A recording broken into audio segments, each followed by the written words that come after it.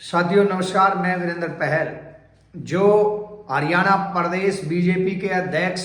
Gang rape का मामला चल रहा है, रॉकी मित्तल और प्रदेश अध्यक्ष ने एक महिला के साथ हिमाचल के कोसली के होटल में गैंग रेप किया है, उसकी जो बातें चल रही है उसमें नए नए खुलासे हो रहे हैं, चौंका देने वाली बातें सामने आ रही हैं। तो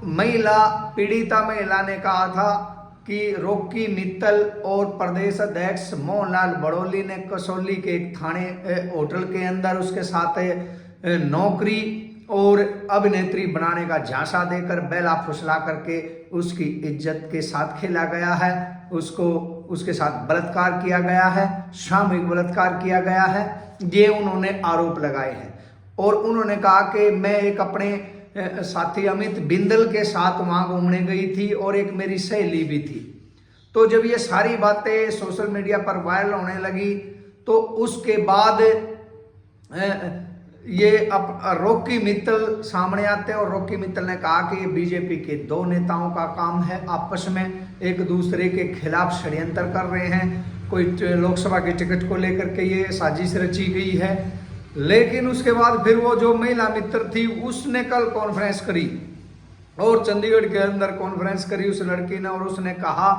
कि मैं उसके साथ घूमने जरूर गई थी, मेरे को तो वैसे ही गवाह बनाया गया है, ना तो मैंने उस होटल में कहीं कभी भी मोहनलाल बड़ोली को देखा, ना मैं उनसे मिली थी और ना मुझे ऐसी किसी बात का पता है। हाँ, रॉकी मित्तल जरूर वहां हमारे को मिला था बालकोनी में, लॉबी में, लेकिन ऐसी कोई घटना का जिक्र उसके सामने नहीं हुआ है। और ये कल पूरा दिन खबर चलती रही। तो उस सारी बातों के बाद आज जिस अमित बिंदल के साथ वो पीड़िता वहां घूमने गई थी वो भी कैमरे के सामने आए हैं, लेकिन उन्होंने जो बातें कही हैं वो बिल्कुल नई बातें हैं, अलग बातें हैं, सोचने वाली बातें हैं। बाबा बिंदल के नाम से लोकसभा चुनाव से पहले मशहूर थे, अपना प्रचार कर रहे थे, बीजेपी की सोनीपत लोकसभा से दावेदार भी थे और बीजेपी के पदाधिकारी भी हैं। तो अमित बिंदल ने कहा है कि जब उनसे पूछा गया कि जो महिला मित्र थी जो गवाह बन रही थी वो अब बातों से इनकार कर रही है, तो उसने कहा कि गवाह, आप समझिए कि गवाहों को दबाया जा सकता है, गवाहों के साथ क्या क्या नहीं हो सकता, गवाहों को बहुत सारी तरह से डर रहता है, इसलिए गवाह बदल भी सकते हैं, कहीं ना कहीं ऐसी बातों का तरफ उसने इशारा किया है। और उसने ये भी कहा कि गवाह की बातों पर आप ना जाएं, इसमें जांच करने की जरूरत है, जांच में दूध का दूध और पानी का पानी आ जाएगा। और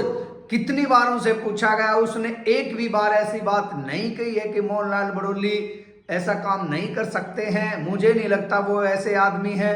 तो उन्होंने ये भी स्वीकार किया है कि जो महिला मित्र कह रही थी कि वहां मोहनलाल बड़ोली नहीं था, लेकिन बाबा बिंदल ने कहा कि मोहनलाल बड़ोली वहीं पर था, उसी फ्लोर पर था,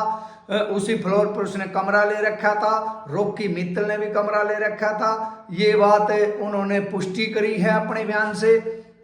कि मोहनलाल बड़ोली उस रात को वहीं पर ठहरा हुआ था। और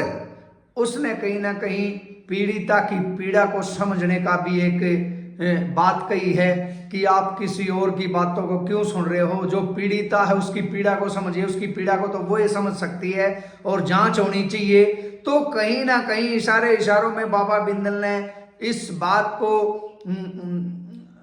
कहीं ना कहीं ये कह दिया कि कुछ तो वहां पर घटा है और सब लोगों की उपस्थिति को भी उन्होंने पुष्टि कर दी है और अपनी संवेदनाएं भी उस पीड़िता के साथ उसने बताई है। और ये लड़की जो पीड़िता है ये पहले 3 साल पहले बाबा बिंदल, जो ये अमित बिंदल इनके साथ काम करती थी, इनकी कंपनी में करती थी, अब महिला मित्र होने के नाते ये घूमने गए थे। और एक बात निकल करके आई है कि जो ये पीड़िता है ये उस होटल में उस जो दुष्कर्म हुआ है उसके बाद होटल में गई थी, वहां पर उन्होंने सीसीटीवी की रिकॉर्डिंग भी मांगी थी और वहां पर जो गेस्ट आते हैं उनका जो रिकॉर्ड होता है उसकी कॉपी भी मांगी थी। ये कोई सबूत के लिए मांग रही थी, हो सकता है ये कि पुलिस में रिपोर्ट देने से पहले सबूत इकट्ठा कर रही हो उसलिए मांग रही हो, या कोई और कारण रहा हो, इसके बारे में हम नहीं कहते। लेकिन इसको सीसीटीवी रिकॉर्डिंग नहीं दी गई थी और ना इसको गेस्ट, आने वाले गेस्टों की जो कॉपी मांग रही थी, रिकॉर्ड की कॉपी मांग रही, वो दी गई थी। उसके बाद इसने कोसली थाना में 13 दिसंबर को FIR दी थी। और अब जैसे जो बातें निकल करके आ रही वो सारी सामने हैं, लेकिन अब तक जो बातें सुनी गई हैं कहीं ना कहीं सबके बातों को घुमाने फिराने, तोड़ने मरोड़ने, दबाने का प्रयास बहुत ज्यादा हो रहा है। मोहनलाल बड़ौली भी सामने आए हैं जिनके ऊपर ये गैंगरेप का आरोप लगाया गया। उन्होंने भी कहा कि ये निराधार है, झूठी बात है, लेकिन अभी तक ऐसा कोई भी वो नहीं आया कि उसी रात पर मोहनलाल बड़ौली, रॉकी मित्तल और इन सब का एक जगह पर होना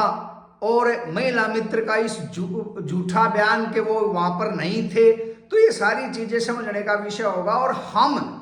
जो बातें जानकारी आ रही आप तक पहुंचा रहे हैं, कौन सही है कौन गलत है, कौन झूठा कौन सच है, इसके बारे में हम कुछ नहीं पुष्टि कर रहे हैं।